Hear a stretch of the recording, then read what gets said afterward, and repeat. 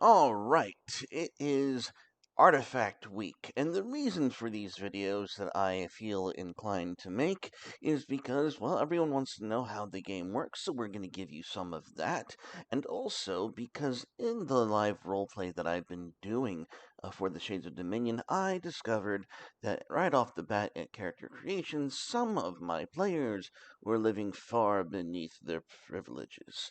So, without any further ado, let's start with artifacts.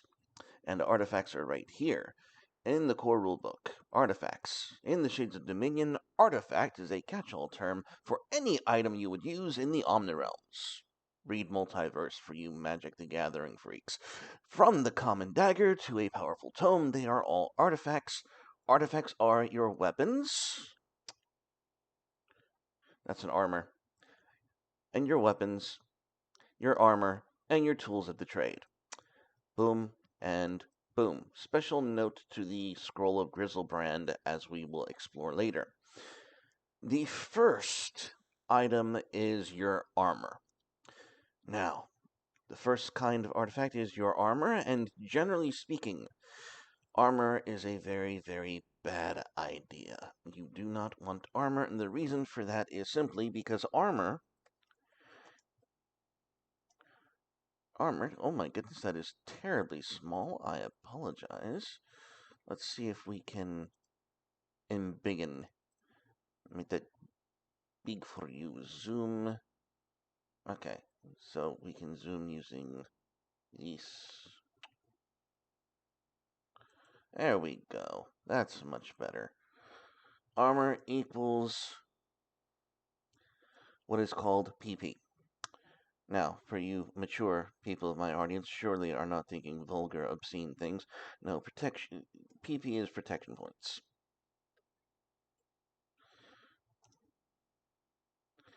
And you are telling me now, surely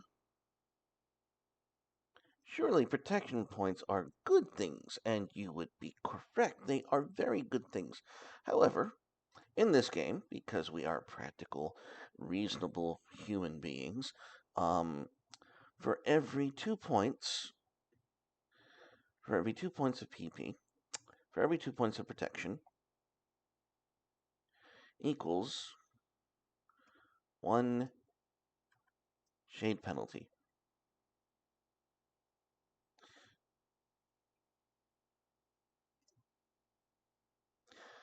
Which essentially means that if you have 10 PP,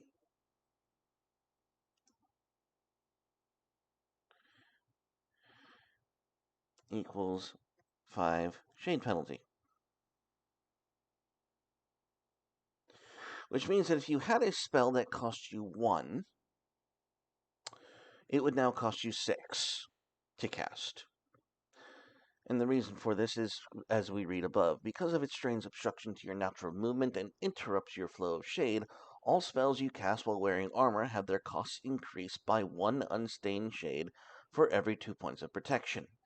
This effect is cumulative for each piece of armor you wear.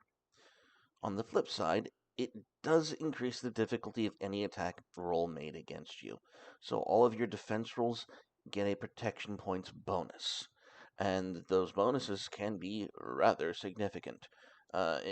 Even even an untrained human in proper armor against you is going to have a far easier time against you because he's armored. Because life is not fair. Anyways, so that is armor. Moving on to the next topic, which brings us to weapons. Now we have a tasteful bronze sword down there. The second category of artifacts you will use are weapons. Now, there is this vain, stupid hope that magic will solve all of your problems, although a practical shade mage knows better and is thusly prepared with a tasteful sidearm. Because you're actually free in the Shades of Dominion to do, kind of whatever you want, rather than most of the world outside of, the US of A. No flexing. It's just, it is what it is. Alright, now, all attacks with your weapon are a skill check. After choosing or looting a weapon, the Shade Master will give you its stats, which will tell you what skill you need to attack with the weapon and what skill of your opponents will be tested against the attack. And this is a very unique feature of the Shades of Dominion, especially when it comes to combat, when it comes to um, all such things. Your combat rolls when you enter combat, when you enter melee or even ranged crossbows and shit, your attack rolls will always be determined by the attacking weapon. So you will have, and it's always a skill test. That's kind of how it works.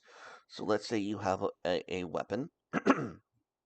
Let's use axes. Let's go take a look at axes real quick. All right, so there we are looking at axes right here.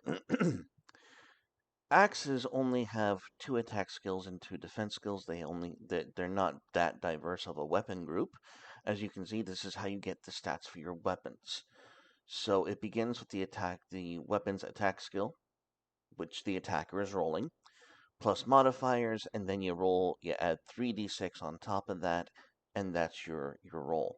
And that is opposed by your opponent rolling their defense roll for that weapon's defense stat.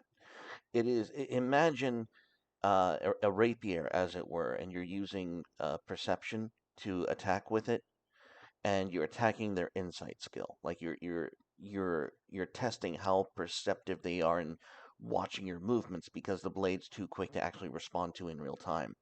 That kind of shenanigans. This is a very stylistic way of combat. And in other words, it stays true to the Magic the Gathering ethos of it's not, am I going to win? It's, how am I going to win? And that is going to determine in a very autistic and very randomized fashion how players in PvP interact with one another. They don't know how well they're going to fare because they don't know which weapon their opponent is going to use on them at any given time. So, and especially when they run into other Shade Mages, you as the Shade Master can, well, work some shenanigans. Those are weapons in the Shades of Dominion. Now, after that,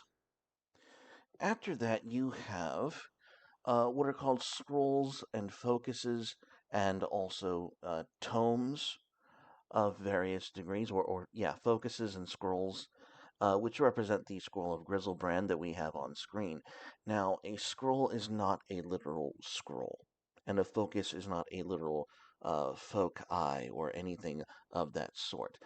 A scroll is a generic term for any item that gives you a bonus to your library point score. It's essentially you adventuring about, looking about, seeing, oh, that creature looks interesting. Let me do a test on it to see if I can extract information from this creature that would help me make another spell template or another shade summon template for, or another spell template for a shade summon, I should say. This game is very adventure oriented. There are no experience points. You get what you adventure for. Very in um, a very meritorious sense. This is a game where you have to allow, permit, or even engineer ways for your characters to develop themselves or reward players for taking the initiative of finding ways to advance themselves and grow their characters. So a scroll is any event in which your player decides, hey, I want to learn more about X, or I want more spell templates in X.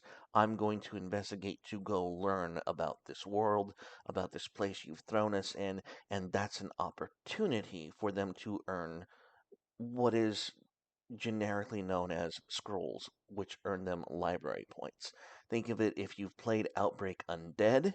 Um, it's very much the resource mechanic. You do, I think it's an intelligence roll, and you're able to see out of the uh, tools at hand what they're able to MacGyver uh, out of the resources at hand and what level of resources they have to improve whatever barricades or weapons that they want to create on the whim. it's very much in that vein. A scroll is a generic term for adventuring buff, pretty much. And this means that while you now have an extra library point to create new spells, this bonus does not carry over into improving your attribute scores or improving your skills. It's only to use for making spells. Simple as. Tome focuses are the same, along the same things, except a focus is something that helps grow their shade capacity. When you start the game, you will have a shade capacity, which is essentially a cap limit on how powerful and large your spells can be. It's based on how many templates you've stacked on top of each other. So there is an upper limit in terms of your shade capacity early on in the game. And if you want to grow in a particular attribute, you will have to seek out seek out not just ways, but sources of power to grow that ability. So focuses and scrolls are abstract, generic terms for adventuring and finding those objects. And last but not least, we have the rope. Go get the rope, gentlemen. Utility artifacts. Artifacts that are not directly related to combat, but are used to assist in other skill tests are utility artifacts. Rope, pens, goggles, masks, lockpicks, potions, and the like are all examples of utility artifacts, whether they are magical or not. And this, gentlemen, ladies and gentlemen, should we be lucky enough to have ladies playing this game, leads us to the true impetus of me making this series, creating artifact templates. As you're adventuring in the realms, artifacts can become too heavy and bulky to carry throughout one's travels. To alleviate this, a Shade Mage has the option of turning a non-shade item into a spell, which can be cast and create the item whenever it is needed. These are not summoning spells, but are recreation spells that last until they are no longer needed or destroyed. The cost of doing so always requires the use of a single library point and the destruction of the item you would like to make a template of. Pay a library point, get an artifact spell. Your Shade Vessel will then create a channeled spell for that item. These are channeled spells, the unstained shade of which is determined by the bonus that item would grant you in accomplishing the task it is designed to perform. This just takes a full turn to accomplish. And this is why in Shades of Dominion we don't worry about things like ammunition. If you see an entry for how much ammunition it costs to operate your weapons, like a typical quiver of arrows is 10 arrows, that's one artifact spell for 10 arrows. Pay an unstained shade, boom, you've replenished your arrow supply. We don't worry about ammunition in the Shades of Dominion. We worry about your shade and how soon and quickly that's going to run out. And that's just a teaser as to what we're going to be exploring when we talk about making artifacts and making them into spell templates. And not just making them into spell templates, but learning how to enchant them, learning how to make stronger artifacts so that when you turn them into a channeled spell, they're more powerful than they were before, or as they were originally. So we're going to talk about that process at later videos, but this is the introduction. Artifacts in the Shades of Dominion. Thank you, everyone, and I will see you later. I'll see you tomorrow. Go throw some shade and share and like the video. Do it. You know you want to. All right. Have a good one. Bye-bye.